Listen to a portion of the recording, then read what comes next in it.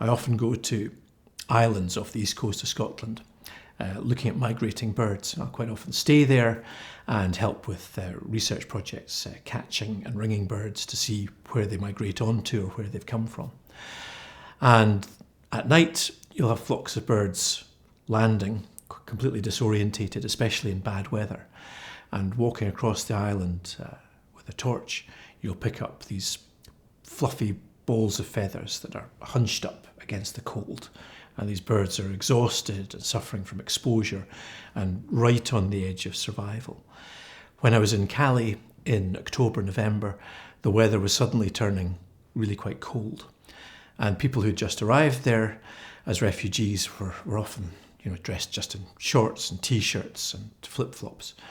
And they weren't acclimatised and they were really suffering. And as I travelled around Cali and through the camp, and particularly to some of the kind of unofficial areas where people had fled to as the authorities had tried to forcibly register them and move them on to official camps within France, I'd find people living in really squalid conditions, trying to keep warm, having scavenged blankets from wherever they could and building fires at night to kind of keep warm through the night.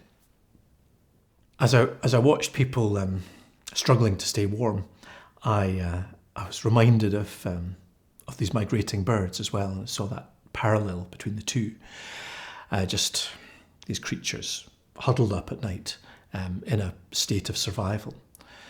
And when I came back from Cali, and when I was working in the studio on a series of paintings inspired by that, there were news reports coming in through December, January, February, of the coldest winter recorded in Europe for the past 50 years, and of people who were living rough, including refugees, dying in the streets and in farms and outbuildings. And I think it was that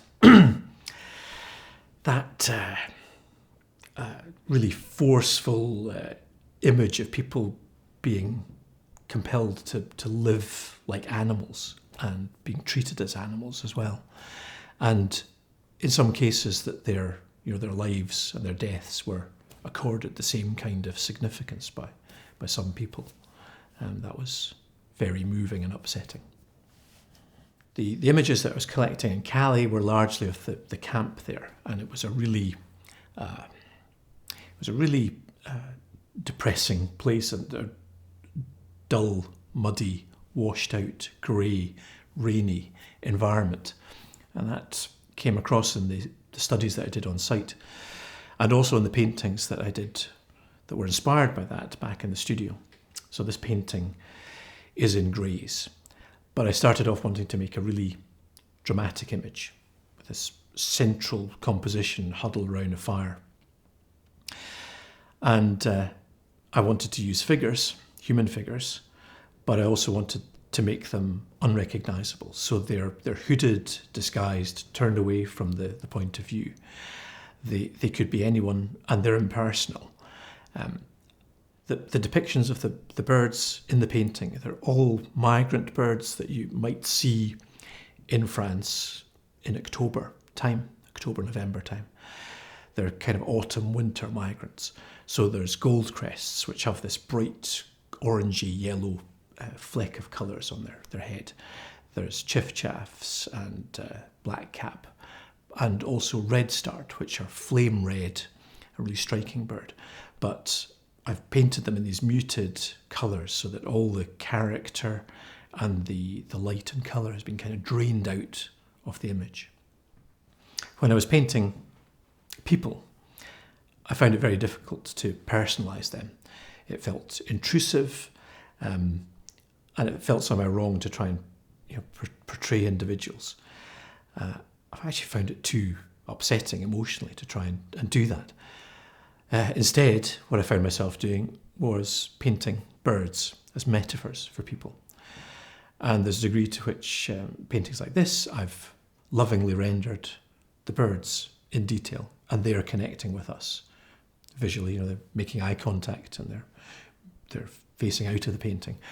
Whereas the people are shrouded, they're hooded, they're impersonalised, and they're facing away from us. And there's a connotation in that, of course, where in some ways we find it easier to relate to animals than to people in these circumstances, because that challenges us in the same way that I was challenged by trying to portray people that were in distress.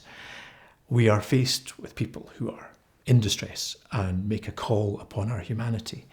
And, the honest truth is that sometimes for us it's easier to turn away